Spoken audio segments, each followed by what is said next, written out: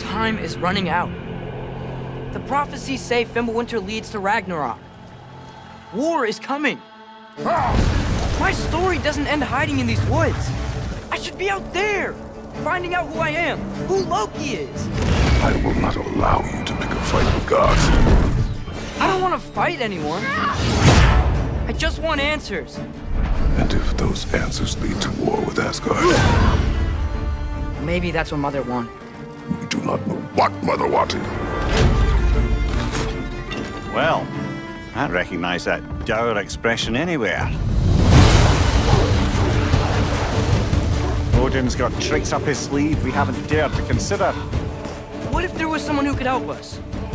You mean Tyr, the old god of war in these lands, who is dead? Well, for a dead man, Odin seemed pretty keen on seeing he wasn't found. If he's out there, we gotta find him. Come in. What in all yarns be the happened to him? We're trying to stop Ragnarok, to help people. And what if the only way to do that is war?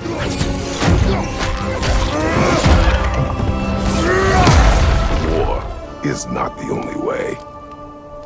Stop thinking like a father for a moment and start thinking like a general. No! You seem like a calm and reasonable person. Are you a calm and reasonable person?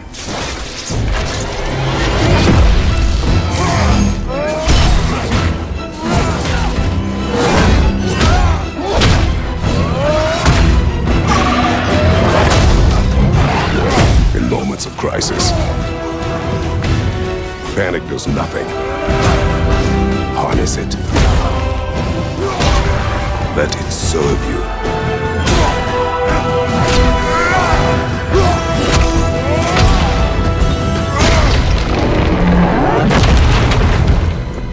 Tyr! Are you coming with us?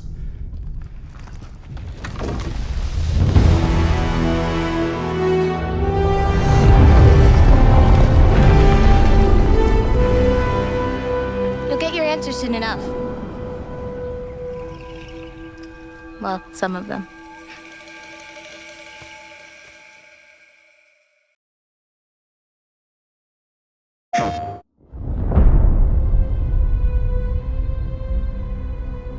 Everyone keeps secrets.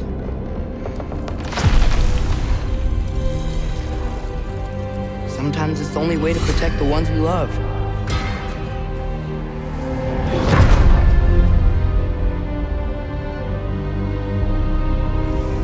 I know you. God Killer. What is it you want from me? Is it a god of war you came to find? You don't really want war, do you, Kratos?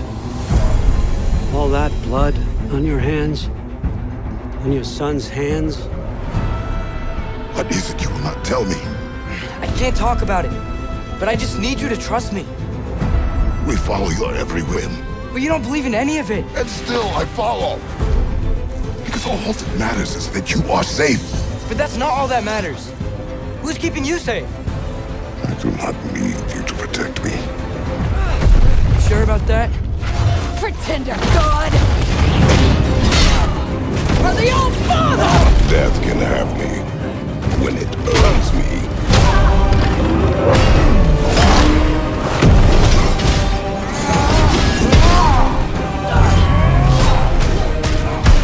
What do you even know of God's word? In your lifetimes, has anyone ever worshipped you? Ever prayed to you? Can you even imagine that kind of love? No! care about anything beyond yourself. Beyond the monster who kills without cause.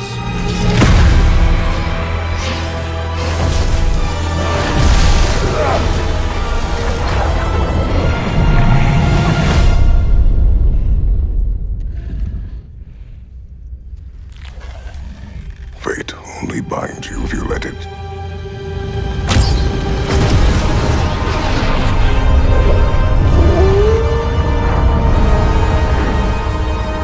Do what is necessary. Not because it is written.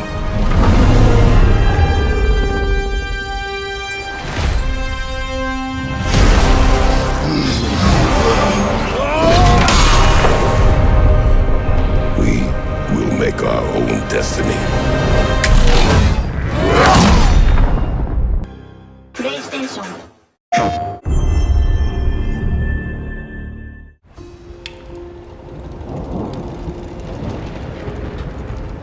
It's quite the storm we're having. Seems Fimbulwinter's here to stay. It will pass, though. All things do. In the meantime, how about a story while we warm by the fire? Oh, filthy spies. That old man sees more now than he did when he had both eyes. Ah, one of my favorites. It's a story of adventure. A father and son working together to overcome insurmountable odds, setting in motion the greatest war the 9 realms have ever seen. I'm getting a bit ahead of myself. Let's start from the beginning. There once was a god from a far-off land who settled in Midgard, disguised as a man. He started a new life, had a wife and a boy. They were happy together. In peace, they found joy. His wife passed away. Kratos mourned with his son. But where one journey ended, a new had begun. Faye's final request, though it seemed rather bleak, spread my ashes atop the 9 realms' tallest peak. As they readied themselves for the long road ahead, a stranger accosted them in their homestead. Baldur sought answers as Odin's hand. Kratos gave none to the Aesir firebrand. They made way for the mountains. Kratos taught the boy skills, keeping godhood a secret but training to kill. Gods were always in danger, this Kratos knew, but secrets, he'd learn, could harm the boy too. They found Mimir in a tree, punishment for his wrongs, so they lopped off his head, and they brought him along. Mimir held ancient wisdom and knew the lost god of war. He warned, tell the boy, but Kratos ignored. No, now hold on a minute. Is that all that's in there about me? Something to add? Actually, yes, I do. You see, Odin, in all of his dreadfully paranoid wisdom, trapped me in that bloody tree for perceived wrongs, and I led quite the colourful life before even meeting him. It all started when I was just a lad in the service of a great fairy king. Riveting stuff, really. We'll have to get back to that later. No! Don't turn the page! I wasn't finished! If Mimir were telling the story, we'd be here all day. Anyways, they met Freya, masquerading as a witch in the woods. A god knows a god. She would aid where she could. She cautioned, you must tell your son he's divine. But Kratos dismissed her. He'd regret this in time. On the road, Baldur's allies, Thor's sons, attacked. Something snapped in Atreus as he tried to fight back. The Aesir lost the battle, but Atreus fell too. Kratos rushed him to Freya. She would know what to do. Freya was disheartened with the father's neglect, but with the heart of Hell's troll, she could save his son yet. Kratos thundered through Helheim and slew the great troll. He had captured its heart, but in his burned a hole. He returned with his offering. Freya cast a keen spell, and Atreus was healed, though not all was well. Kratos sat with his son, and for once he was true, revealing he was a god, and Atreus was too. Delighted at first, it seemed all would go smoothly. Then arrogance followed and bent Atreus toward cruelty. With tensions flared, Baldur preyed on their discord, casting back into Helheim Kratos and his ward. In Helheim, they learned Freya caused Baldur's plight. His mother's ill-conceived curse robbed his life of all light. They emerged from the realm as they neared journey's end, but Baldur appeared and attacked once again. Atreus and Kratos were ready this time, stronger together with their power combined. Freya intervened on behalf of her son, begging Baldur's forgiveness for all that she'd done. Baldur strangled his mother. Kratos lunged with a snap. Baldur slumped. Freya wailed. And he died in her lap. Something changed in the world. Snow started to fall. The dawn of Fimbulwinter. The dusk of it all. Atreus asked, "Is this what it means to be gods? Killing our parents forever at odds?" "No!" Kratos bellowed as he dropped to one knee.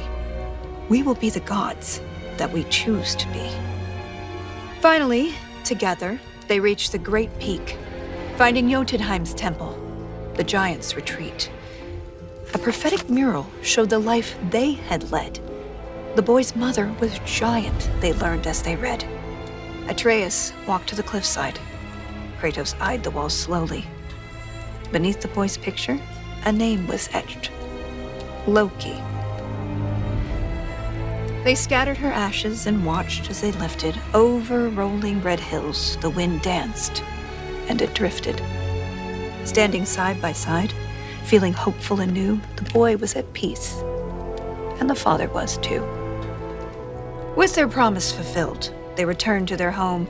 They trained day after day, lest they'd reap what they'd sown. Atreus grew restless. Wary, Kratos remained. Ragnarok loomed as the great winter waned. Don't tell me you're thinking of stopping here. Things were just getting good. Well, I suppose we could go on a bit longer. An excellent idea. This is the most dramatic part. On second thought, perhaps we'd better cut it short. It seems that we're out of time. If you want to know how this story ends, I'm afraid you'll have to find out for yourself. Until then.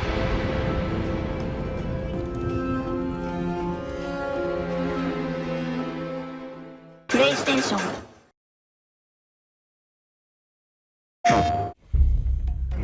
We're coming off of God of War 2018. How do you top that? How do you deliver something that players will love maybe just as much as God of War 2018?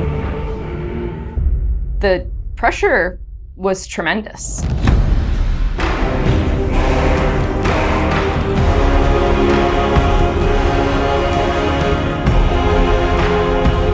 My name is Ariel Angelotti, and I am the senior producer for narrative. My name is Richard Gobert. I'm the story lead for God of War Ragnarok. I'm Jodie Kupsko, and I'm the supervising dialogue designer. It's my job to shape the story along with our writing team, our narrative director, and game director. As a producer, it's my job to help build a team to create that content, to own the schedule in realizing that content. I oversee the dialogue production throughout the entire titles. Every line of dialogue that you hear, every human vocalization and effort and grunt, our team touches. So I'm a man now. Like you? No. We are not men. We are more than that. The responsibility is far greater. In the story of God of War 2018, we find Kratos seemingly having turned over a new leaf in the Norse lands. He lives a quiet life, hidden in the woods with his wife Faye and their son Atreus. And the story starts with them mourning her death. And we learn that she made a final request before she passed away. She wanted them to spread her ashes from the highest peak in all the 9 realms. He's scared of being a bad father, a bad influence, and as a result, it's made him an absent father. His greatest fear is that he's past that evil that's inside of him onto his son. You are too quick to temper. You are rash, insubordinate, and out of control. This will not stand. You will honor your mother and abandon this path you have chosen. It is not too late. They befriend Freya, who is an exiled Vanir goddess who used to be married to Odin. They meet Mimir, the self-proclaimed smartest man alive, who serves as their guide and their confidant. And they meet the Holdra brothers, Brock and Sindri, who are world-class weaponsmiths who end up their main source of upgrades and equipment. Now, among the enemies they make are the Aesir gods, whose leader is none other than Odin, someone we never meet in God of War 2018, but who casts a very long and dark shadow over the 9 realms. There are consequences to killing a god! Why? How do you know? How do you know? After many adventures, Kratos and Atreus end up fulfilling Mom's wishes, and over the course of that journey, they find out more about each other and about themselves, and finally find a common ground between them. They become the close family unit that Faye hoped that they would become. In God of War Ragnarok, we fast forward a few years, and little Atreus is now a teen, and they're back to hiding out in their home in the woods in Midgard. During the course of the previous game's events, they were forced to kill Odin's grandchildren, Magni and Modi, the sons of Thor. Thor does a lot of the lion's share of Odin's dirty work, and as a consequence, he's a very violent, unstable personality. At the end of the last game, they were also forced to kill Balder, the son of Odin and Freya, and that has its own set of consequences. He was a very powerful chess piece for Odin, one that Odin is incredibly bitter about losing. Freya has vowed vengeance against them for the killing of her son. Kratos and Atreus didn't want to kill him, they were friends with Freya, but Balder tried to kill her in front of them, and Kratos had no other option in the moment but to kill him to save Freya's life, even though it meant losing Freya's friendship. I will parade your cold body from every corner of every realm and feed your soul to the vilest filth in hell. That is my promise. He saved your life. He robbed me of everything.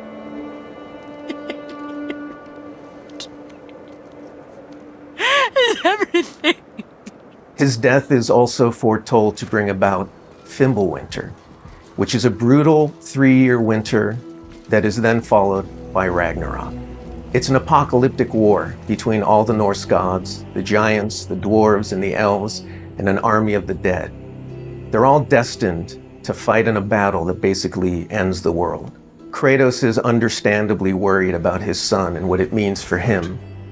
You get to go on this journey with how Atreus grows into a young adult and how Kratos grows into his next era in his life, and really see kind of the parent that he's striving to be, but the person he's striving to be. I find that tale so incredibly relatable. We had started shooting plenty of content before the pandemic hit. In fact, the week before we all went work from home, we were doing a shoot. I remember being on and off that set, running back to the office and having to talk to studio leadership about what was going down and how this was going to impact us moving forward. And those were trying times. For us, it was a very unique challenge because we had to bring in actors and we had to record them. And so we had to look at different ways of adapting our typical motion capture process and dialogue recording process so we can continue production and continue at the quality that we wanted for our players and our fans. We had some actors stand in for other characters, actors who were already, who were like core to one of the scenes, might just be able to play a background character in another scene to be able to avoid a situation where too many people were on set on any given day. We avoided compromising the story that we were trying to tell as a result of the pandemic and these limitations that we had to deal with.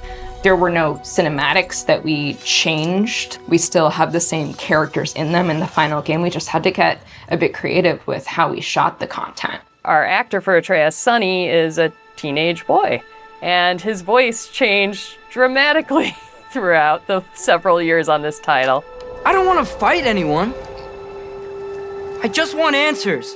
We had to go in and even out that performance so it sounds like it took place over a short period of time. That was a unique challenge on this one. The prophecies say Fimbulwinter leads to Ragnarok. War is coming. Whether the Norse saga was going to be a trilogy or just 2 games was something we debated a lot. There were obviously pros and cons for either approach. So we waited for Cory Barlog to weigh in, and he did, and he said, let's do it in 2. The consequence to that is, how do you wrap up the story in 1 game and do Ragnarok justice? How do we lead up to that and then have a big moment at the end of the game and wrap up all those loose threads? This game is bigger than what we initially envisioned. There's a lot of important story moments that we needed to cover. There are more characters that we follow the threads of. And ultimately, it ends up feeling big and epic because there is a lot there for people to enjoy. I am very excited for folks to see this final chapter. A lot happens.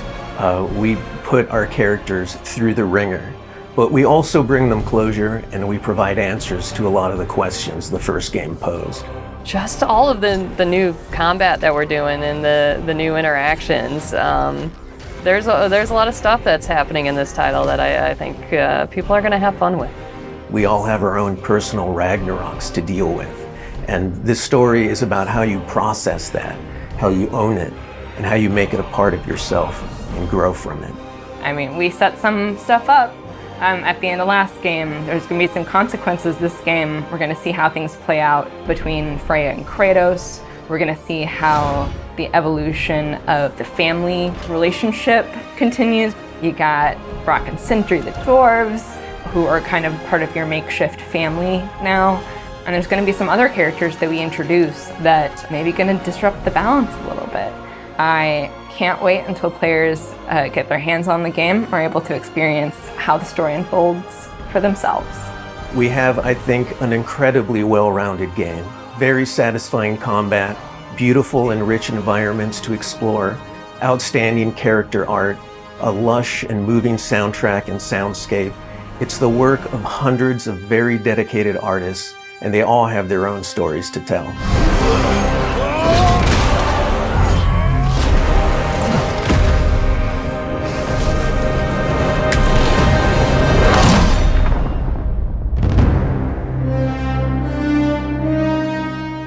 PlayStation